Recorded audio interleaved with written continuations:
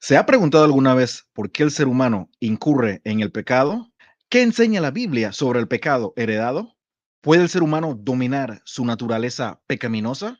En este video exploraremos 9 principios fundamentales que revelan la depravación humana desde el momento de su nacimiento y cómo puede ser superada.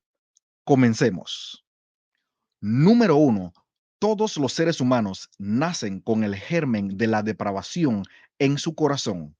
En efecto, el ser humano al nacer es considerado impuro ante los ojos de Dios, como lo vemos en Job capítulo 25, versículo 4, cuando dice, ¿cómo pues se justificará el hombre para con Dios? ¿Y cómo será limpio el que nace de mujer?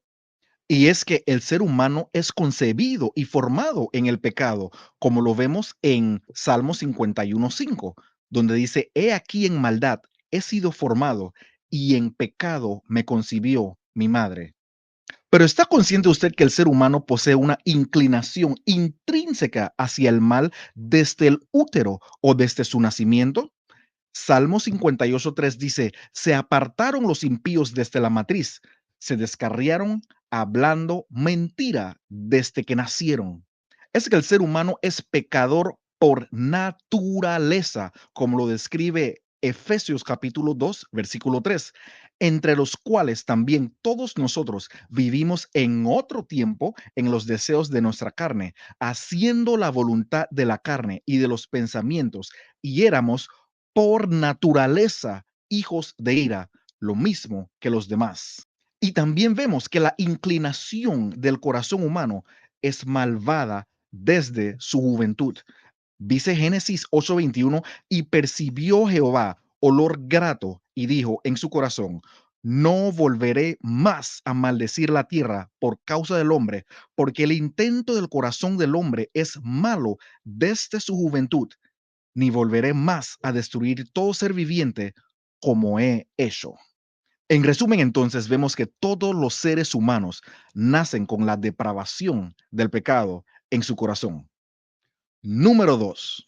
Aunque es innegable que la humanidad es intrínsecamente pecadora desde el nacimiento e incluso desde la concepción, se deduce concluyentemente que los elementos que originan la depravación residen en el germen de la vida humana, transmitiéndose a toda la familia humana.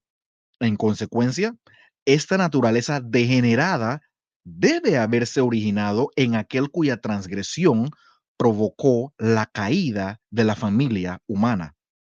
Para comprender bien este principio, vamos a ir a una porción en el libro de Romanos capítulo 5, del 12 al 19. Por tanto, como el pecado entró en el mundo por un hombre y por el pecado la muerte, así la muerte pasó a todos los hombres por cuanto todos pecaron. Pues antes de la ley había pecado en el mundo, pero donde no hay ley, no se inculpa de pecado. No obstante, reinó la muerte desde Adán hasta Moisés, aun en los que no pecaron a la manera de la transgresión de Adán, el cual es figura del que había de venir. Pero el don no fue como la transgresión, porque si por la transgresión de aquel uno murieron los muchos, abundaron mucho más para los muchos la gracia y el don de Dios por la gracia de un hombre, Jesucristo. Y con el don no sucede como en el caso de aquel uno que pecó, porque ciertamente el juicio vino a causa de un solo pecado para condenación, pero el don vino a causa de muchas transgresiones para justificación. Pues si por la transgresión de uno solo reinó la muerte, mucho más reinarán en vida por uno solo, Jesucristo, los que reciben la abundancia de la gracia y el don de la justicia. Así que, como por la transgresión de uno vino la condenación a todos los hombres, de la misma manera, por la justicia de uno vino a todos los hombres la justificación de vida. Porque así como por la desobediencia de un hombre los muchos fueron constituidos pecadores, así también por la obediencia de uno los muchos serán constituidos justos. En resumen, esta porción establece que el pecado y la muerte entraron al mundo por un solo hombre, Adán, y se transmitieron a toda la raza humana. Este principio de depravación humana desde el nacimiento implica que todos los seres humanos son pecadores por naturaleza. Sin embargo, esta porción también subraya que así como la transgresión de Adán trajo condenación, la obediencia y el sacrificio de Jesucristo ofrecen justificación y vida a todos los que reciben la gracia de Dios. Y si estás mirando mi video pero aún no te has suscrito a este canal, este es un buen día y un buen momento para hacerlo. Por lo tanto, suscríbete ahora mismo y apoya este video con un enorme me gusta para darle más vida a este canal. Número 3. El pecado actúa como un elemento del mal moral, una fuerza que habita, se mueve y trabaja en el individuo. Y vamos a seguir aquí en el libro de Romanos, pero en el capítulo 7, entre el versículo 9 y 13, y luego el versículo 17. Y yo sin la ley vivía en un tiempo, pero venido el mandamiento, el pecado revivió y yo morí. Y hallé que el mismo mandamiento que era para vida, a mí me resultó para muerte, porque el pecado, tomando ocasión por el mandamiento, me engañó y por él me mató. De manera que la ley a la verdad es santa y el mandamiento santo, justo y bueno. Luego, ¿lo que es bueno vino a ser muerte para mí? En ninguna manera, sino que el pecado, para mostrarse pecado, produjo en mí la muerte por medio de lo que es bueno, a fin de que por el mandamiento el pecado llegase a ser sobremanera pecaminoso. Y el versículo 17 dice, de manera que ya no soy yo quien hace aquello, sino el pecado que mora en mí.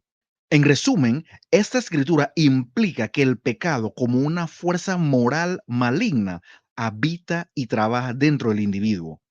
Aunque la ley es santa y justa, el pecado utiliza el mandamiento para engañar y condenar, provocando la muerte espiritual.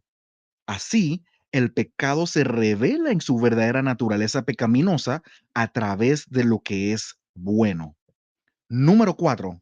El pecado se localiza y se difunde por todo el ser humano y está presente en el corazón o el alma y también en los miembros. Veamos la parte que indica que está presente en el corazón o el alma. En Jeremías capítulo 17, versículo 9, vemos, engañoso es el corazón más que todas las cosas y perverso. ¿Quién lo conocerá? Y también está presente en el cuerpo. En Romanos 7:23 dice, pero veo otra ley en mis miembros que se revela contra la ley de mi mente y que me lleva cautivo a la ley del pecado que está en mis miembros. Número 5. La naturaleza pecaminosa es la fuente de donde surgen todos los pecados actuales en la vida del hombre. Dice la porción en Marcos 7:21 a 23, porque de dentro del corazón de los hombres salen los malos pensamientos, los adulterios, las fornicaciones, los homicidios, los hurtos, las avaricias, las maldades, el engaño, la lascivia, la envidia, la maledicencia, la soberbia, la insensatez. Todas estas maldades de dentro salen y contaminan al hombre. Pero todo no termina allí. Todo no es negativo. El sexto punto nos dice que la liberación o emancipación de la naturaleza pecaminosa es alcanzable en esta vida. Eso es una buena noticia. La liberación o la emancipación de esta naturaleza pecaminosa es alcanzable en esta vida. Por eso Jesús dijo en Mateo 5:8, bienaventurados los de limpio corazón, porque ellos verán a Dios. Y de igual manera, en Romanos capítulo 6, versículo 22 leemos, mas ahora que habéis sido libertados del pecado y hechos siervos de Dios, tenéis por vuestro fruto la santificación y como fin la vida eterna. Y justamente este fruto, la santificación, eso es lo que nos lleva al séptimo punto. La santificación es la gracia que elimina esta naturaleza pecaminosa. Pero, ¿qué es santificar? ¿Qué implica la santificación? Entre otras cosas, santificar implica limpiar de corrupción, purificar del pecado. Y eso nos lleva automáticamente al siguiente principio. La santificación se efectúa mediante la acción del Espíritu Santo, momento en el cual nuestros corazones son purificados. Esto lo vemos en Hechos capítulo 15, versículos 8 y 9. Y Dios, que conoce los corazones, les dio testimonio, dándoles el Espíritu Santo, lo mismo que a nosotros. Y ninguna diferencia hizo entre nosotros y ellos, purificando por la fe sus corazones. El último punto es sumamente esencial. Dios desea santificar el corazón de todos aquellos que se arrepienten de sus pecados. Lo leo de nuevo.